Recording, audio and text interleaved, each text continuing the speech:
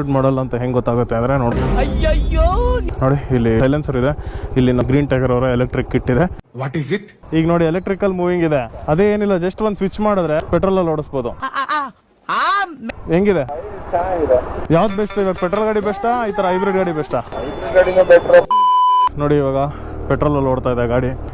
ಈಗ ನೋಡಿ ಗೈಸ್, ಇಲ್ಲೊಂದು ಸ್ವಿಚ್ ಇದೆ ನಿಮಗೆ, ಇದು ಹೈಬ್ರಿಡ್ ಮಾಡಲ್.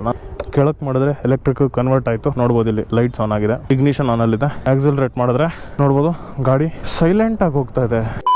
ನೀವು ಪೆಟ್ರೋಲ್ ಸ್ಕೂಟರ್ ಅಥವಾ ಎಲೆಕ್ಟ್ರಿಕ್ ಸ್ಕೂಟರ್ ತಗೊಳ್ಳೋದಕ್ಕೆ ರೇಂಜ್ ಬಗ್ಗೆ ತುಂಬಾ ಯೋಚನೆ ಮಾಡ್ತಿದ್ದೀರಾ ಅನ್ಸುತ್ತೆ. ಈಗ ಪೆಟ್ರೋಲ್ ಪ್ರೈಸ್ ತುಂಬಾ ಮೇಲೆ ಹೋಗ್ತಾ ಇದೆ. ಅದೇ ಹೈಬ್ರಿಡ್ ಆದ್ರೆ 75 ಕಿಲೋಮೀಟರ್ ವರೆಗೂ ಎಲೆಕ್ಟ್ರಿಕ್ ಅಲ್ಲಿ ಓಡಿಸಿ ಪ್ಲಸ್ ಬ್ಯಾಕಪ್ ಗೆ ಪೆಟ್ರೋಲ್ ಇರುತ್ತೆ. So tension free. ನೀವು ಬ್ಯಾಟ್ರಿ ಚೇಂಜ್ ಗೆ ಹಾಕೋದು ಮರ್ತೋದ್ರೆ ಪೆಟ್ರೋಲ್ ಅಲ್ಲಿ ಆರಾಮಾಗಿ ಓಡಾಡಬಹುದು. ನೀವೇನಾದ್ರೂ 100 ಕಿಲೋಮೀಟರ್ ಮೇಲೆ ಡೈಲಿ ಓಡಾಡ್ತೀರಾ ಅಂದ್ರೆ 75 ಕಿಲೋಮೀಟರ್ ವರೆಗೂ ಎಲೆಕ್ಟ್ರಿಕ್ ಅಲ್ಲಿ ಓಡಾಡಿ ಆಮೇಲೆ ಪೆಟ್ರೋಲ್ ಗೆ ಶಿಫ್ಟ್ ಆಗಿ ಪೆಟ್ರೋಲ್ ಅಲ್ಲಿ ಓಡಿಸಬಹುದು. ಸಿಟಿಯಲ್ಲಿ ಎಲೆಕ್ಟ್ರಿಕ್ ಯೂಸ್ ಮಾಡಬಹುದು, ಲಾಂಗ್ ಹೋಗ್ತೀರಾ ಅಂದ್ರೆ ಪೆಟ್ರೋಲ್ ಕೂಡ ಯೂಸ್ ಮಾಡಬಹುದು.